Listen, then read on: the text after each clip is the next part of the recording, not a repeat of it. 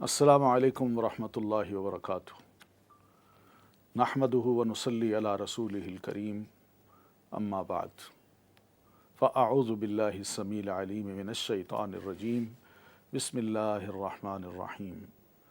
واتخذوا من دون اللہ آلہۃ لعلہم ینصرون لا یستطیعون نصرہم وہم لہم جند محضرون۔ ناظرین، گزشتہ آیت میں سورہ یاسین کی آیت نمبر 71، 72 اور 73 میں ہم نے پڑھا تھا کہ مویشی اور دیگر تخلیقات یہ سب اللہ تعالیٰ کا شاہکار ہیں، اور حضرت انسان کے لیے اللہ تبارک و تعالیٰ نے ان مویشیوں کو مسخر کر دیا ہے۔ اس میں بڑے فائدے بھی رکھے ہیں۔ یہ فائدے پا کے کیا حضرت انسان کا یہ فرض نہیں بنتا کہ اللہ تعالیٰ کا شکر ادا کرے؟ ایک شکوہ ہے۔ اب ایک شکوے کے بعد مزید جرم کی نشاندہی اللہ تعالیٰ فرماتے ہیں کہ انسان کو دیکھیے کیا ظلم کر رہا ہے۔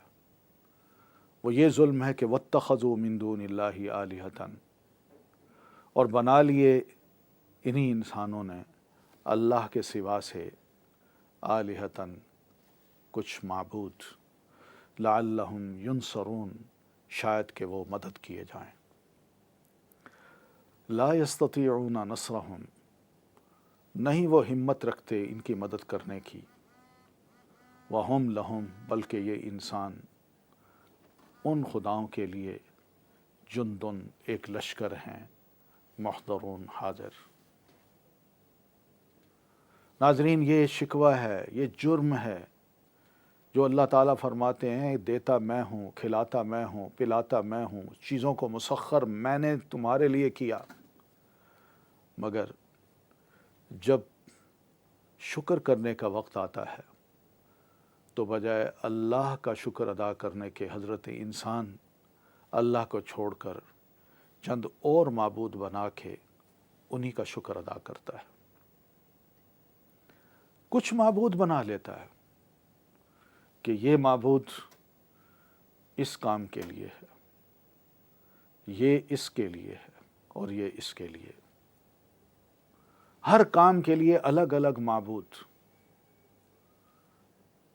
اور وہ بھی من دون اللہ، یعنی اللہ کو چھوڑ کے، اللہ کے سوا سے۔ جو اللہ ہے وہ اللہ تعالیٰ ہے، اور جو اللہ کے سوا چیز ہے، جو اللہ نہیں ہے، وہ من دون اللہ ہے۔ یہ یاد رکھیے۔ یعنی جتنی تخلیقات ہیں اللہ تعالیٰ کی، وہ سب من دون اللہ ہے۔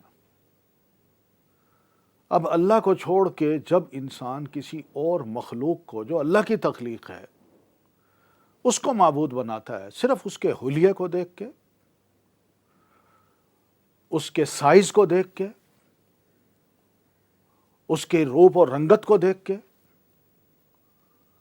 یہ آلہہ جو ہیں کس نے بنایا ان کو؟ کیا وہ خود بنے؟ نہیں، وہ بنائے جاتے ہیں۔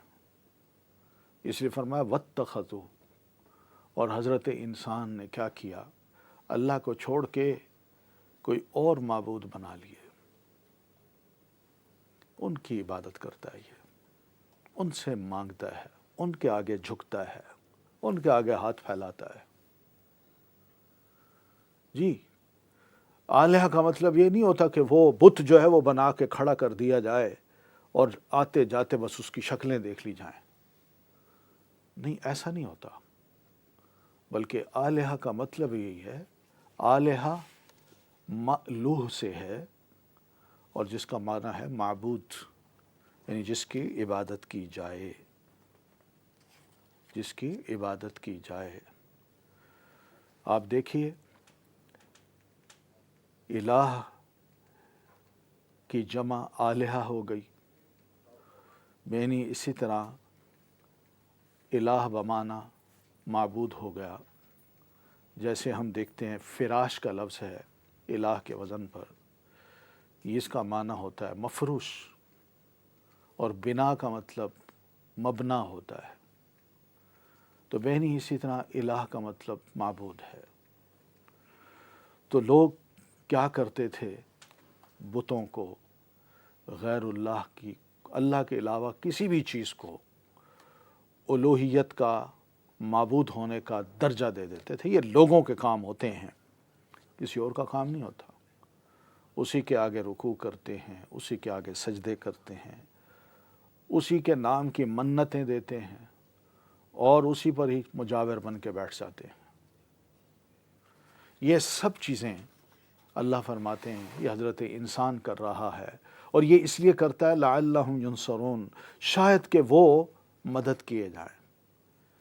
کوئی کانسیپٹس ہیں ان کے، ہم ان کی اس لیے عبادت کرتے ہیں، اس لیے ان کے آگے جھکتے ہیں، ہاتھ پھیلاتے ہیں، تاکہ یہ کل کو ہمیں اللہ کے عذاب سے محفوظ رکھ سکیں، اور ان خداؤں کی شفاعت رب کے حضور ہو، اور اللہ تعالیٰ ان کی شفاعت سن کے ہمیں معاف کر دے.